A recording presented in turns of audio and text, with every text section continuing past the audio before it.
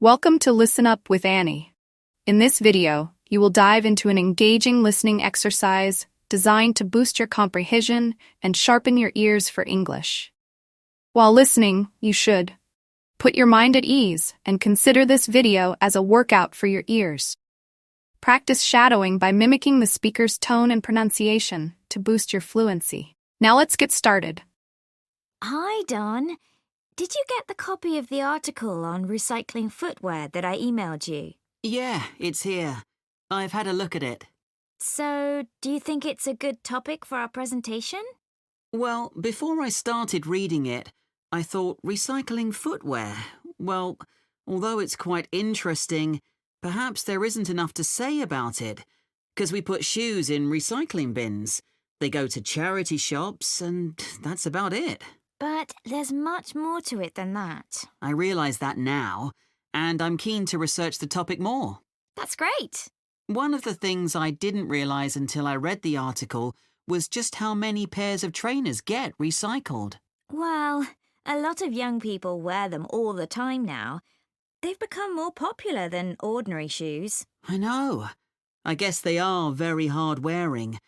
But don't they look a bit casual for school uniform? I don't think they're right for that. Actually, I think some of them look quite smart on pupils. Better than a scruffy old pair of shoes. So, do you keep shoes a long time? Yes, though I do tend to wear my old pairs for doing dirty jobs like cleaning my bike. I must admit, I've recycled some perfectly good shoes that haven't gone out of fashion and still fit, just because they don't look great on me anymore. That's awful, isn't it? I think it's common because there's so much choice. The article did say that recent sales of footwear have increased enormously. That didn't surprise me. No, but then it said that the amount of recycled footwear has fallen. It's 6% now, compared to a previous level of 11%. That doesn't seem to make sense. That's because not everything goes through the recycling process. Some footwear just isn't good enough to resell for one reason or another and gets rejected.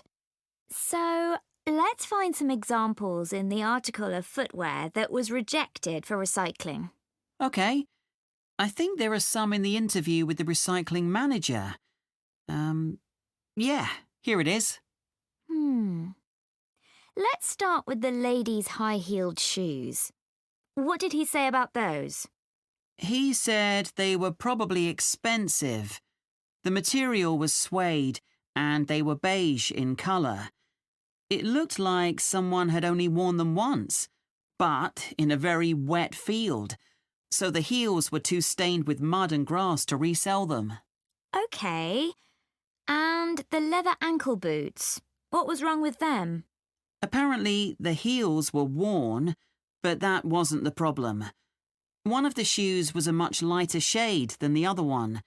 It had obviously been left in the sun. I suppose even second-hand shoes should look the same. Sure. Then there were the red baby shoes. Oh, yes.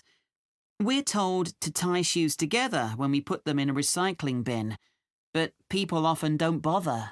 You'd think it would have been easy to find the other, but it wasn't. That was a shame because they were obviously new. The trainers were interesting. He said they looked like they'd been worn by a marathon runner. Yeah. Weren't they split? Not exactly. One of the soles was so worn under the foot that you could put your finger through it. Well, we could certainly use some of those examples in our presentation to explain why 90% of shoes that people take to recycling centres or bins get thrown into landfill. What did you think about the project his team set up to avoid this by making new shoes out of the good parts of old shoes?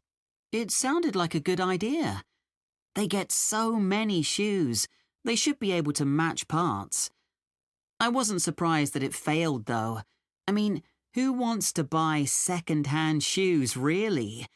Think of all the germs you could catch. Well, people didn't refuse them for that reason, did they? It was because the pairs of shoes weren't identical. They still managed to ship them overseas, though. That's another area we need to discuss. You know, I used to consider this topic just from my own perspective, by thinking about my own recycling behaviour without looking at the bigger picture. So much happens once shoes leave the recycling area.